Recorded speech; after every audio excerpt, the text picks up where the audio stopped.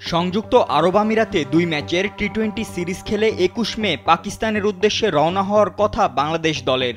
যদিও এই মুহূর্তে সেই সম্ভাবনা খুবই ক্ষীণ, সেটা দুই প্রতিবেশী ভারত পাকিস্তান যুদ্ধবিরতিতে রাজি হওয়ার পরও। আমিরাত সফরের নিশ্চয়তা মিললেও ঝুলেই আছে পাকিস্তান সিরিজের ভাগ্য। পাকিস্তান হোম সিরিজটি আয়োজন করতে না পারলে আমিরাতেই ডাবল সিরিজ খেলতে হতে পারে টাইগারদের।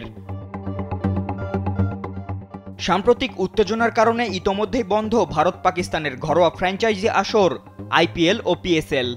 এমন পরিস্থিতিতে বিদেশি খেলোয়াড়রা এরই মধ্যে ফিরে গেছেন নিজ নিজ দেশে, যে কারণে টাইগারদেরও পাকিস্তানে গিয়ে খেলার সম্ভাবনা খুবই কম বলেই আভাস মিলেছে।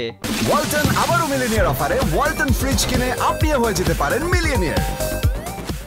বিসিবি চাইছে না খেলোয়াড়দের ঝুঁকিতে ফেলতে। বোর্ডের অনানুষ্ঠানিক এক সভায় হয়েছে এমন আলোচনা। পাকিস্তান ক্রিকেট বোর্ডের সঙ্গে নিয়মিত যোগাযোগ রাখছে বিসিবিও। আসন্ন টি-20 বিশ্বকাপকে সামনে রেখে আগেভাগেই প্রস্তুতি নিচ্ছে বাংলাদেশ। তাই তো সামনে আমিরাত ও পাকিস্তান সিরিজে নজর বিশেষ।